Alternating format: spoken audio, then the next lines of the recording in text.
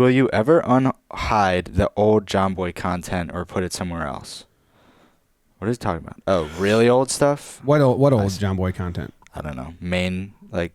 Before 2017 content, I assume? Stuff I did before, like, it's for an audience? I think so.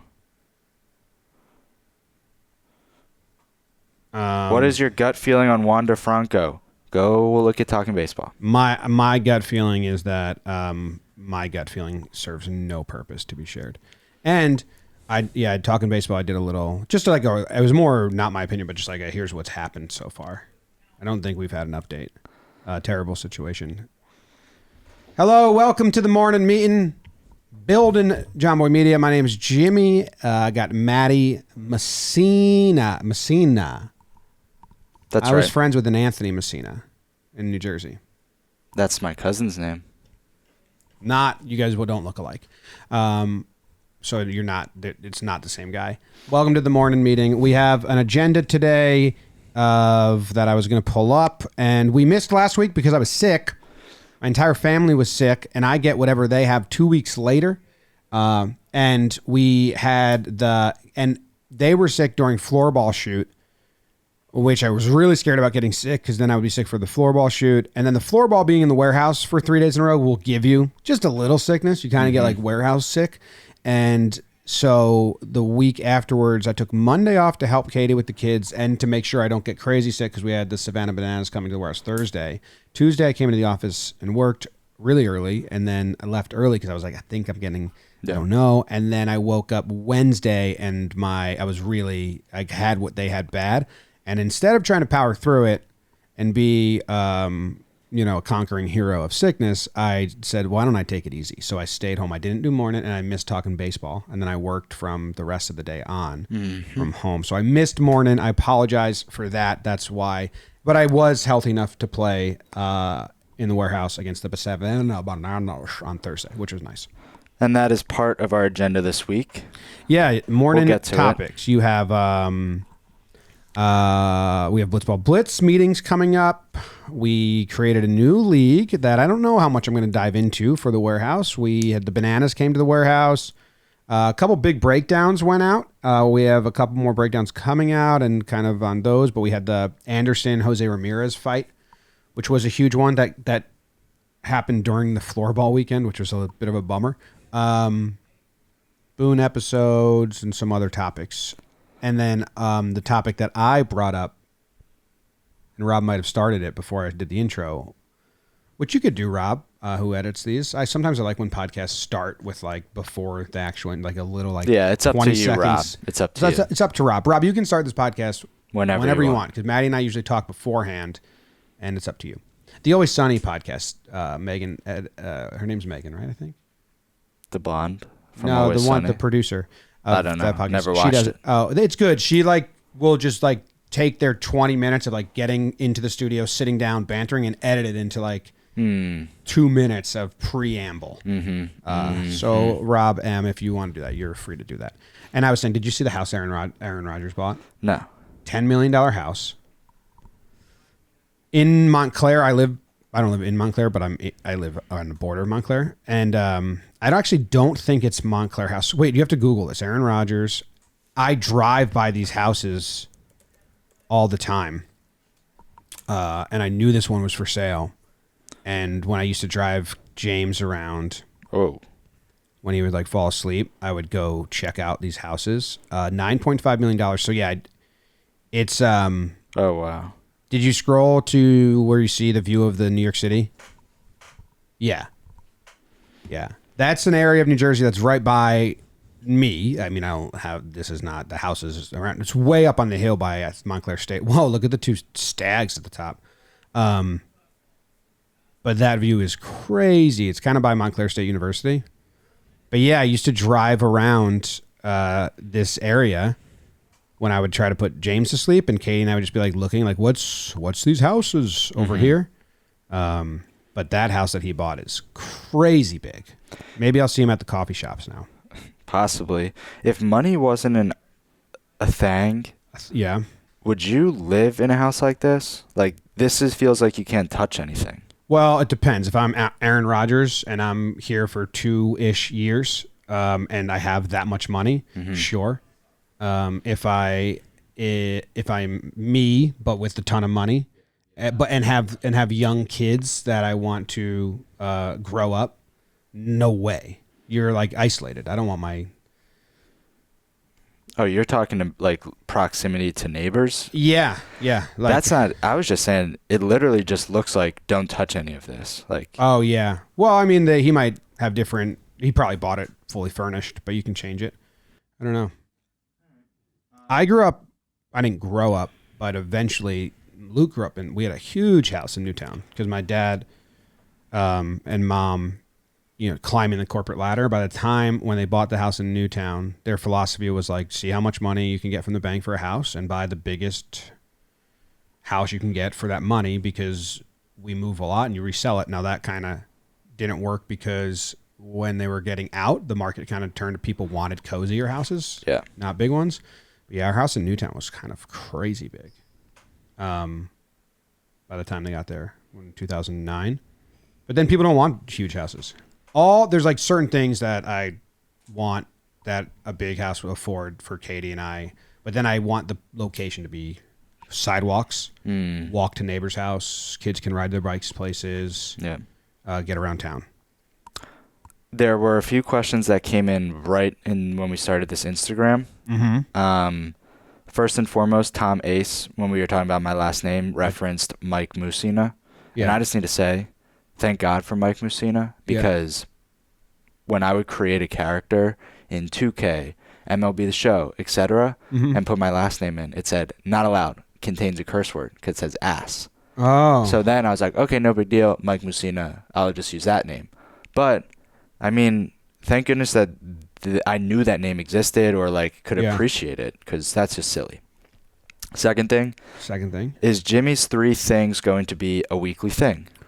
Oh, so for those that don't know, I have done 2 now, 20 to 25 minute videos on Talking Baseball Tuesdays, both on Tuesday morning, called Jimmy's 3 Things, where it's just kind of 3 topics. It's been 2 that are in the news, and then like Jimmy Lydics-esque third topic. I try to do 7 minutes per topic, so it's around 21 minutes, and it's just me and screen recording my computer. I like the format a lot. It's similar to this in a way, but I'm screen recording my computer, and I just like I have 3 windows open, and the prep is just the tabs. So I don't need to memorize the info, and I'm being kind of transparent with the audience. Like these are 4 articles I'm piecing together. Reoccurring every single week. I have no idea because when the postseason starts, Talking Baseball goes every day, and I'm on them for like recapping all the games and all that. So like maybe from now until the end of the season, I'll do them. I mean, that's only like 6 more. I do enjoy that format. Like I enjoyed the original morning format of just kind of like sitting down and rambling. It's sitting down and rambling, but it's actually like a super focused version of that, which I think it's a little bit of like, how I've wanted to do Talking Baseball is I wanted to do like the burn recaps of all the series, and then just let's talk about like 3 pertinent like news topics and stories where we all feed. But those are recap episodes where like people come to hear how teams are doing and like the ebbs and flows of seasons.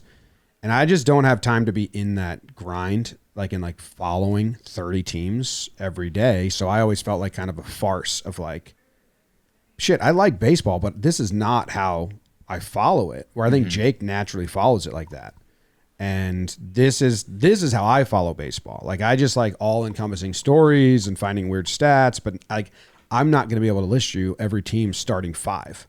And people get really mad when you can't do that, especially when you're on a show where you're supposed to know everything. So that was kind of always the tug of war in my brain. It's like, this is tough for me. I got to study a ton. I don't feel like it's kind of honest content because I don't follow. Like right now, I could not tell you the Brewers' 5 starting pitchers that are currently, I don't know injuries. I know like, who their aces and they're good. You know what I mean? So anyway, it's a way to do that, which I have enjoyed, but we'll see if time permits. With the Yankees being worse and worse, I'm slowly hoping to get to the schedule that I want to be on, where I go to sleep super early. Postseason will fuck that up, and wake up early. Because I come in, I got in, I took the 6:00 train, so I got into the office at 7, and I recorded that at 7, and then I did all the post myself and sent it to you guys at like 8:30. Mm-hmm. But yeah, it's like a fully, because it's something new and I'm just doing for myself, so like I'm not burdening anyone else with the research, the recording, the post-production. I guess all you guys just are publishing it and making thumbnails and stuff. Yeah. I have enjoyed it. I can't promise it's going to stay because it's probably on the first thing to get bumped list. And also, I recorded 5 breakdowns Monday, which allotted me the mental ability to be like, yes, I have time to do this. I just did 5 breakdowns yesterday on Monday, so I could do this Tuesday. And then we had a lot of meetings yesterday, and we have a lot of meetings and recordings today. So I got to get another breakdown done in cracks. Yep. Long-winded answer. Another kind of mindless, like just you sitting down and going, was with Peter when he visited the office last week. You guys did Savant Session, which was that's like new /series maybe that everybody will get to see soon. So that's exciting. Yeah, Moylan came in because he was in town, and he came in on a Friday, and the offices are pretty dead on Fridays, which is I think Jake and I want to change that a little bit. I'm going to start trying to come in, especially if we have guests coming. Trev was in on a Friday, and it's like we could be doing a ton, but no one's here. So I came in on Friday to do stuff with Moylan. We filmed a ton, right? We did baseball reference. Did we do higher lower? We did 2 higher lowers. We did a bunch. And then one of the higher lowers just turned into the Savant Sessions. Like I was showing him videos of himself and then asking about it, which I would love to do. I did that with Hearn once on a Talking Baseball episode. So if we have like players come in and I'm free, I would do one of those. But we'll see if people enjoy it because that's a little inside baseball sometimes. Somebody just asked a question in the Instagram live. And I don't know. I'm curious. What happens to the weekly Boone episodes if Boone were to get fired? Oh, yeah. That's I don't think they're going to fire him in season. Yeah. And the contract runs through the end of the season. But we don't know either. Obviously, we could go read the contract and find out. I don't know. But I remember at one point we were asking, like, hey, what did it say if this happens? We were expecting, the Yankees to be good. Yeah. And we were, like, trying to get, like, hey, we wanted to add like a 1 postseason episode into the mix, and they wouldn't do that. So I don't know. He is coming to the office next week. Yeah. So that's exciting. Yeah. You'd be surprised when people see him in person because baseball players are big. He's big. Yeah. Well, I mean, he's probably like 6'4", but he's 6'4", 6'3", but an athlete. Like, I don't know if we have anyone in the office that would like be his size and frame. And when you go to winter meetings, you just look around, you're like, oh yeah, you guys are athletes, you're professional athletes. Even the smaller ones are just a touch bigger than the average person. And he's very likable. Like that's why everyone says, managing, but aside, but like outside of the clubhouse, walking the hallways, he's like, so all our Yankee fans in this office that are, mad and frustrated, it's going to be interesting to see. No, they're not. They're going to be so happy. Yeah. I like Aaron Boone a lot. The Yankees are a mess. So I don't know how much he plays into that or not. I don't think a lot. Yep. Same. You teased it. 6'2". A little bit. Yeah, I knew that 6'4" was too big. Yeah, you're right. You teased it a little bit at the beginning, talking about some breakdown stuff. Specifically, the Tim Anderson and maybe the Boone one as well. Those were both like kind of rush jobs, which we are getting further and further away from, where you schedule them out more. Can you walk me through, like, did you see the Tim Anderson live and like you knew, oh, this is floorball and now I'm going to have to do this in the cracks? Oh, yeah, using my term.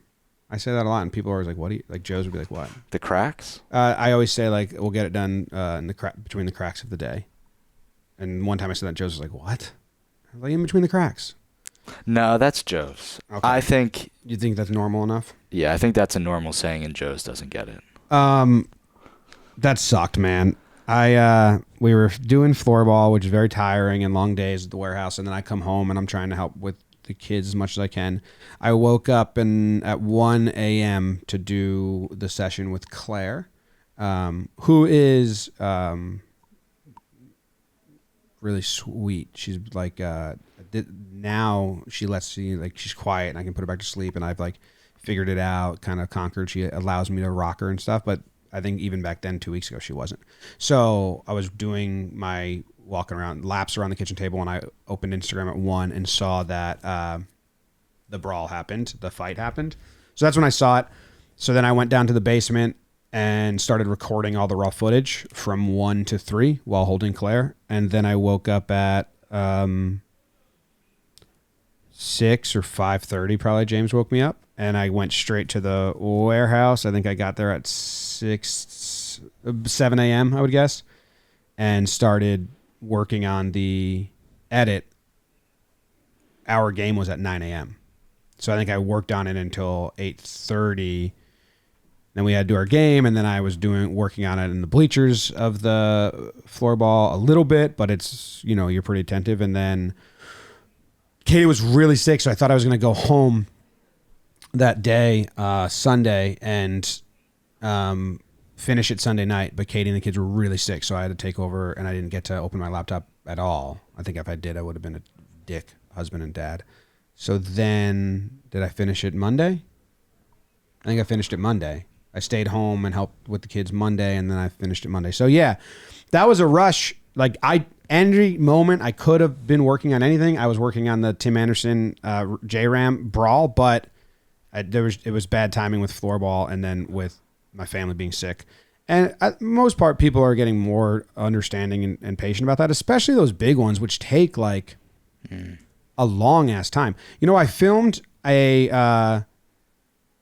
a editing out loud session. I posted on my personal YouTube channel, but it got claimed. I already talked about this. I filmed another one of those, but the audio is at the warehouse. I slacked the warehouse. Like, if anyone's there, can you send me the audio? But no one has done it. I don't know if anyone's been there. I don't think anybody, maybe Mike, but I do want to start posting those. Like, if I'm editing a breakdown, I'll just edit it out loud and then post it. I was actually going to post it on this channel because it's a little behind the scenes. Yeah. People might like it.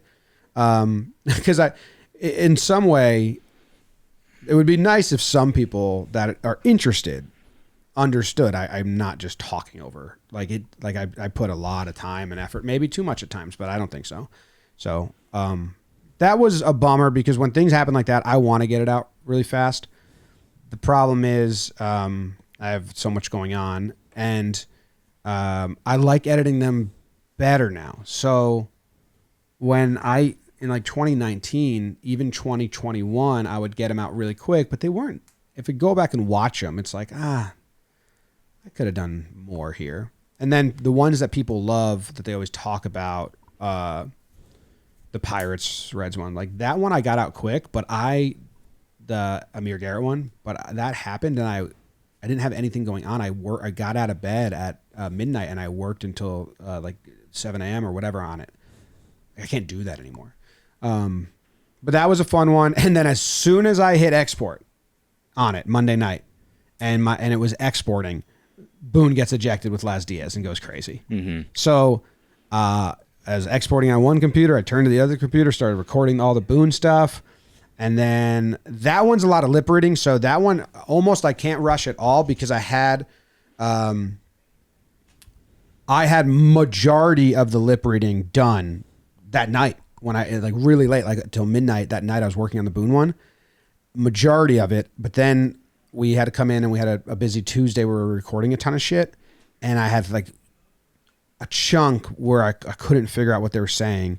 And it took me, sometimes I have to close the laptop. So edit everything else, edit the beginning, edit the end, make sure all the transitions are smooth, and then close the laptop, go do something, come back to it, watch it again and see if I can get it. And then I like got it there.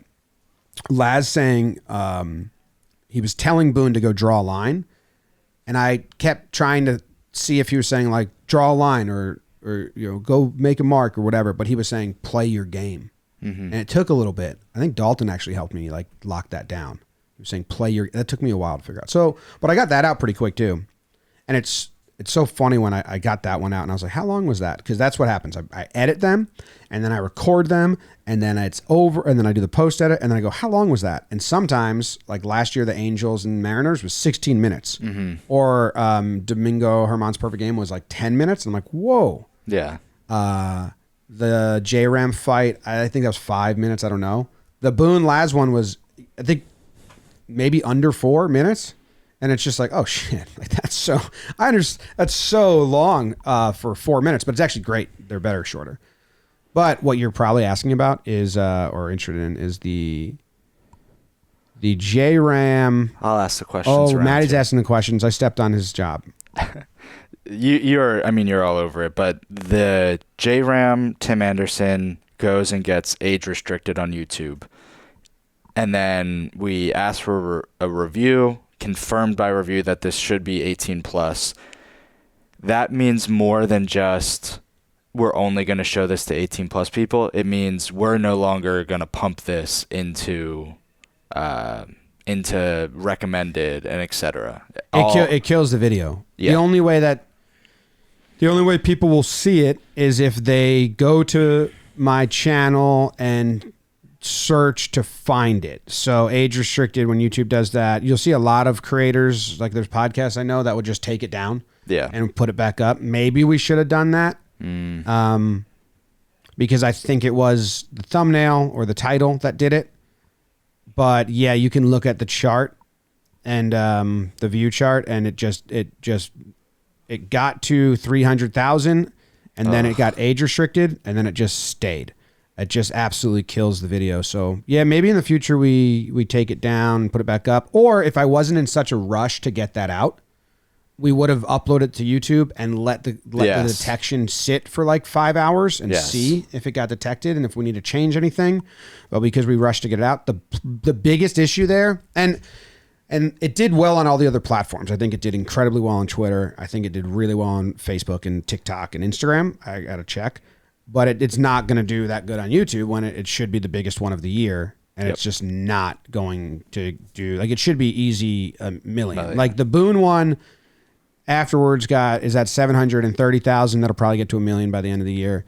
And this one is just going to be stuck in the 300s because it's age restricted. So it just absolutely kills it. And I gave it to a sponsor that the way we set up the deal is like if we hit this many views, we untap the entire it's like bonus structure. Spend. Yeah, well, it's per view spend. Yes, it's not an upfront. It's like, so we try to give them ones that we know are going to hit.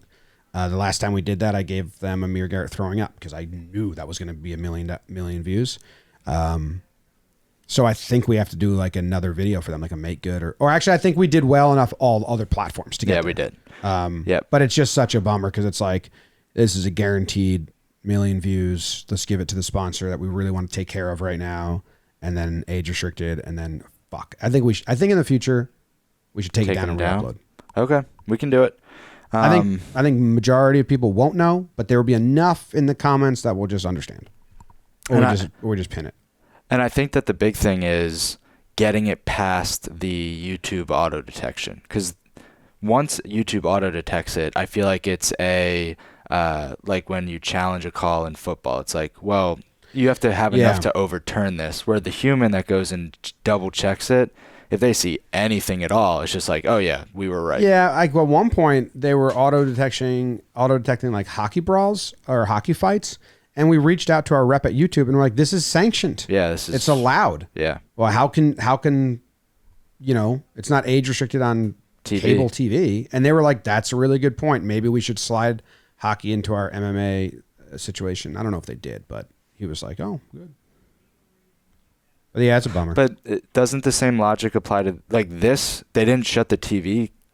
Like they didn't just, go to black. Like this was on primetime TV. Yeah. Yeah. I don't know. And I doubt that if you're sitting there with your 8-year-old, you're not going to say, "Oh, look away." Yeah. It's fine. The other thing is I talked about this on the things you missed. That segment is doing awesome. It does well. It gets over 100K on YouTube, which is good, really good. Yeah. It's not comparing to the breakdowns, but that's not our expectation. But it's also, we built it so we knew we would get some social posts out of it. And obviously the No Arm Swimmer is doing amazing, but a lot of the clips do really well on social. So like the concept of that show, which I had for about a year, and I was like too scared to do it. And then finally I was like, I'm just fucking doing this. Yep. And Rob's been helping, and Dald helps, that's been really good too. Yeah, it's been awesome. Next up, we're speaking of big view things. I just wanted to call out that the Boone episodes, the last 2 have been the top 2 podcast listens of the year, I believe. Most views across YouTube and podcast. They beat our episode of Morning? Pretty sure. No way. Lucas said, and we can call him in to confirm, but they both passed 90K in less than a week. Caleb Morgan's here. He says, don't know if you remember me from the Periscope Twitter days. Absolutely do. Back in 2017, 2018. Because Caleb Morgan's a great name. Yeah, What's up, it is. Caleb? Hope you're doing well. You want to call Diverse in? Sure. Diverse does all the stats. I heard him chirping and talking about, he was very excited about certain numbers.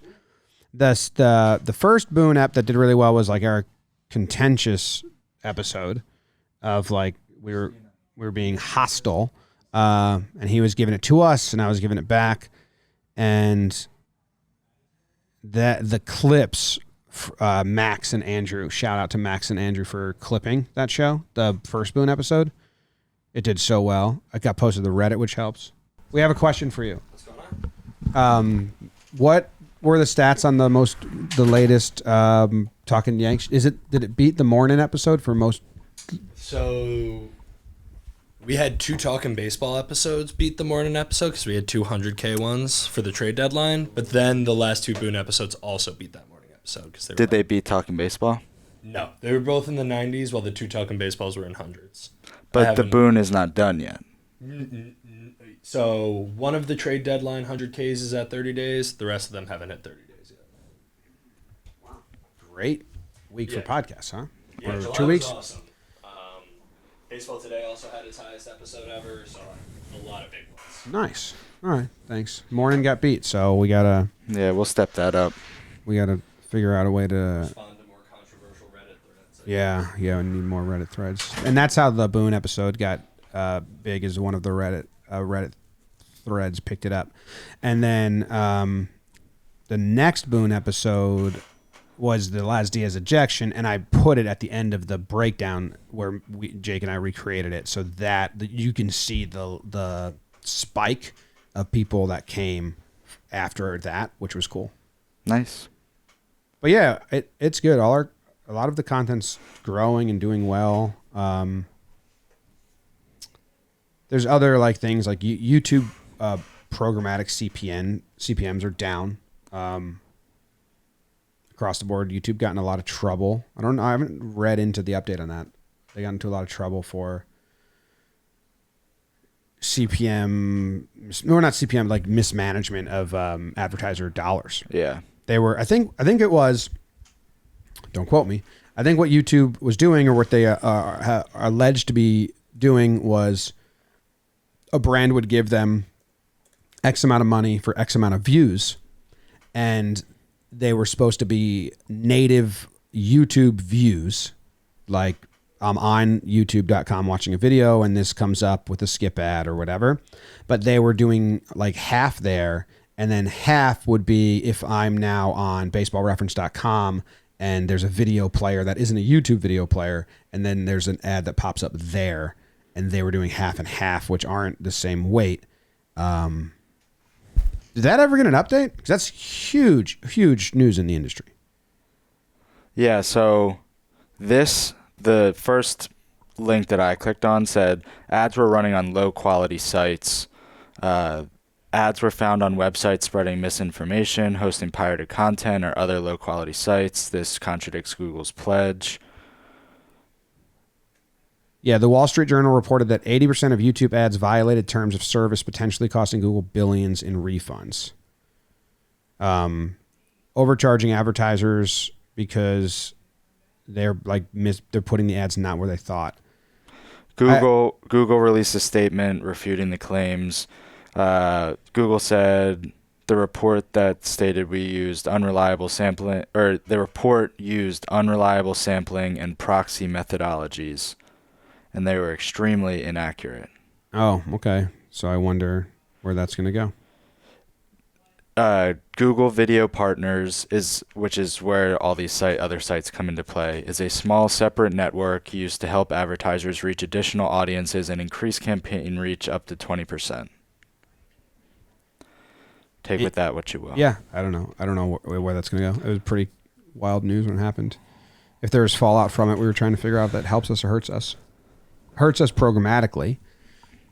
Yeah. If that was true. But it might help us because advertisers might start going direct to creators and companies where they know. Like, yeah. Yeah. It might just net at the end of it. Yeah, I don't know. But that was interesting. The last thing on the morning topics text, you put a check. I don't know if you still want to talk about that. What's that? Penn. Oh, the Barstool Penn stuff? That's crazy. It's pretty cool for Barstool in a way. I mean, Penn bought Barstool for whatever, 500, 600 million, yeah.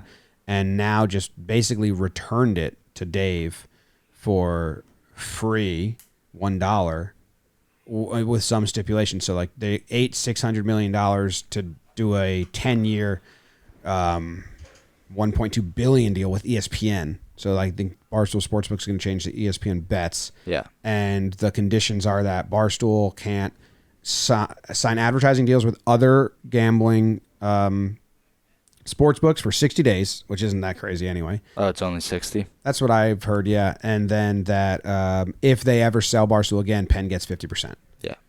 Which Dave said he's never going to sell it again. So, I mean, he just got his company back and made the millions and then now owns it entirely.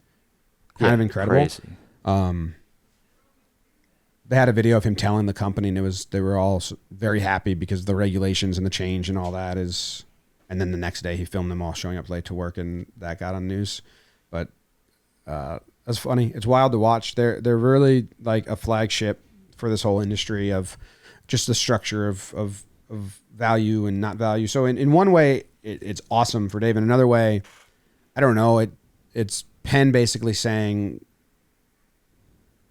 it's cutting ties. So like in baseball terms, it's when the Yankees told A-Rod, like, take your $50 million and go be a free agent. We'd rather not pay you to be on our roster. Yeah. So it's awesome if you believe in yourself and your company and you believe in your abilities as a player to be like, all right, well, I'm going to go get my money, but I think I can, I can play and go get another contract and be free. And then, but as the industry is like, well, how much are sports books going to go with creator companies and creator environment when the arms race for picking up the arms race for just acquiring is kind of slowed in a way. Yeah. But then there's always going to be benefits of like much like Barstool, like we have ROI. Like we don't sell on like fake views. We don't sell on nonsense.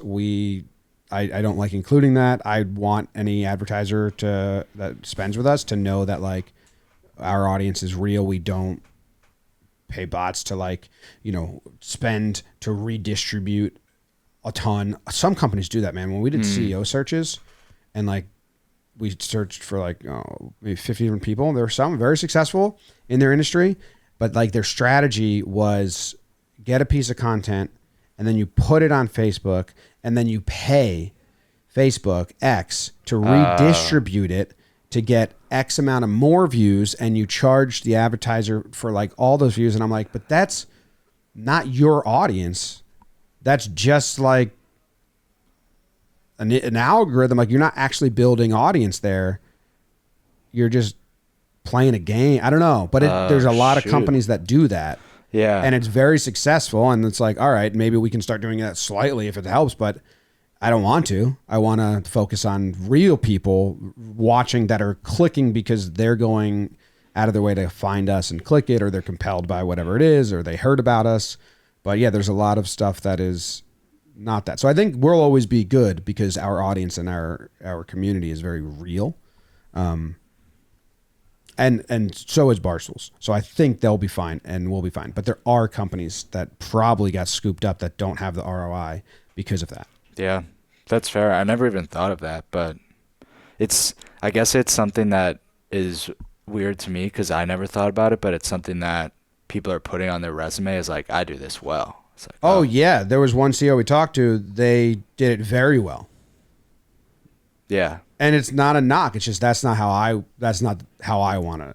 No, grow it. But yeah, it's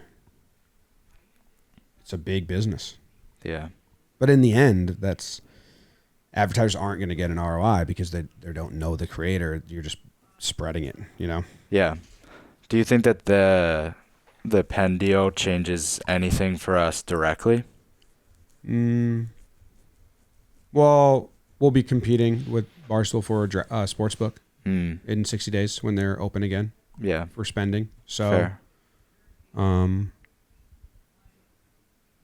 Yeah, like there's always waves across it, but I don't know. You can't really focus on that. And again, like rising tide lifts all ships is the way you have to look at this whole industry and all of that. So yeah, any company that's doing it real and has real audience is great. There's that other company, that IRL platform in real life, that was a scam. They claimed to have all these users. They had like 100 million in funding, and it was just like not real. Like that hurts us.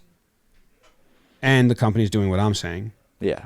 Which are getting advertisers to spend big money on no actual audience, paid for, like they're paying for views and then charging for those views and coming out a little ahead.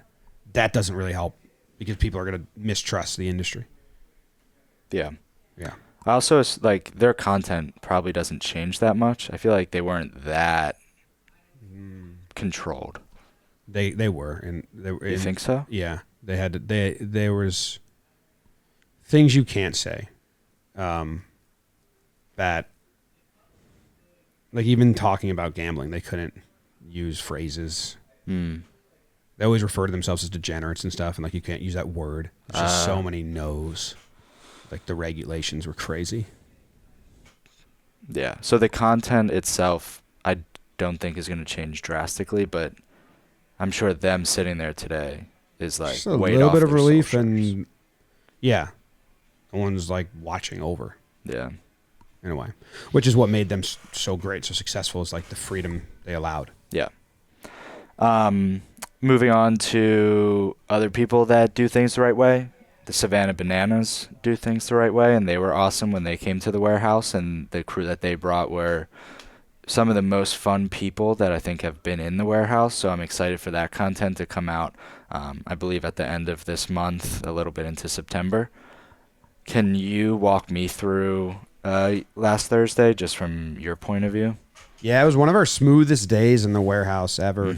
I reached out to Jesse Cole, the founder of Savannah Bananas, a while ago. I called him, I remember, because I wanted to have a Savannah Banana player on each Blitzball battle team, which we're not doing anymore. We're not going to have themed thirds. That was an idea I had for a while. And he was like, well, we're on tour. I couldn't do it for 4-day shoot. But when our tour goes through New York, we can send some guys to the warehouse and film. And I was like, absolutely awesome. So it was really cool that they sent 5 players. We filmed 3 different videos. We wrapped at 2:30 because we're now doing power lunches. That was crazy. I mean, they showed up at 10, you do the hellos, whatever, lunch, and 3 videos all within 4 hours. And longish videos, but we were just so structured. And we actually weren't that structured. We knew we were doing 3 videos, but we didn't know what they were. Me and Jack and Jake and Nikki Zoe crafted them specifically, narrowed them down right before they walked in, and then said, all right, this is what we're doing. But we're doing power lunches now at the warehouse. Were you there the last time we did it? One of the floorball trainings? You had to be. Yeah, I've never heard the phrase power lunch, but 30 minutes and then let's do the last video of the day, because there's a window at the warehouse where if you take lunch for an hour, you're gonna get sleepy and you're never gonna get back to schedule, and then you find yourself there and you're leaving at 4 and you're in terrible traffic. Yeah.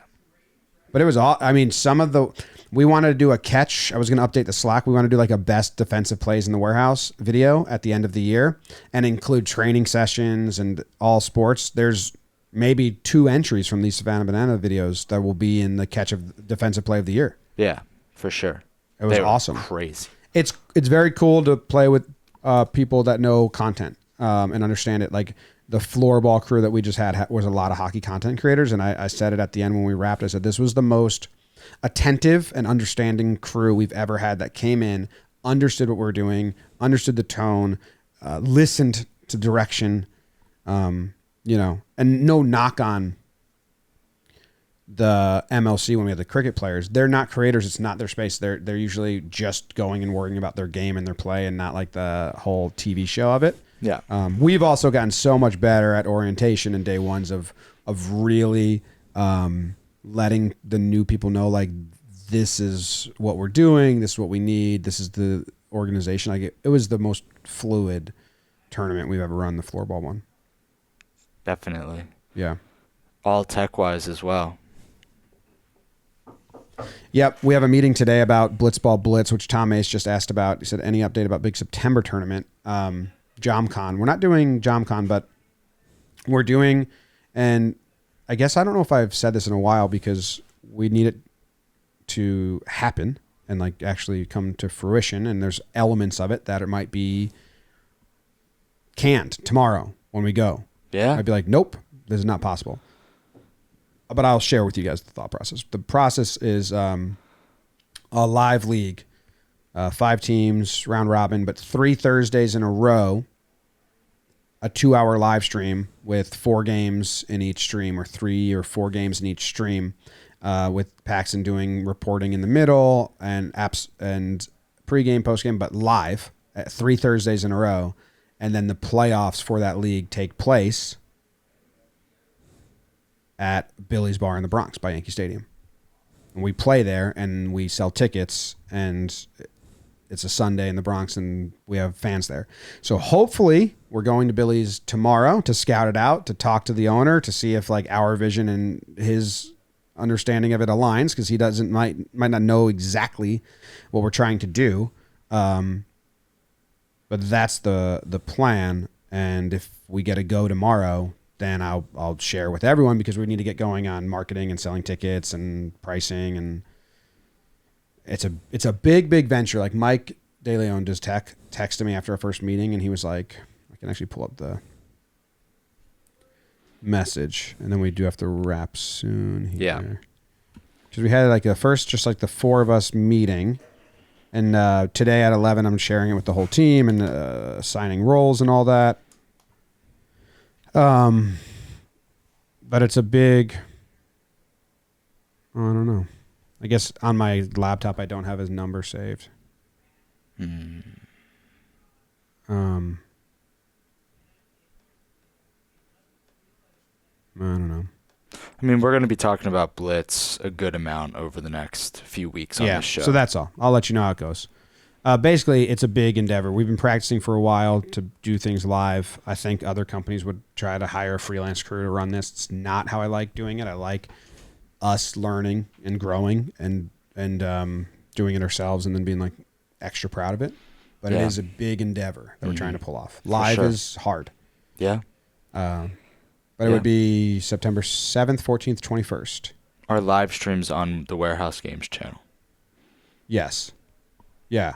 Live. Yeah. And then championship game would be Sunday, October 1st. Yep. So you guys know that now. Might change. The whole thing might get canned. Yep. Owner of Billy's might say, what? I didn't know you were going to do all that. And then can it. But that's the plan. All right. I got to run because I'm going to do Talking Baseball. And then we have big meeting. You have a meeting at 10. And then we're doing a giant JJTV binge at 11. And then I might have another meeting after that.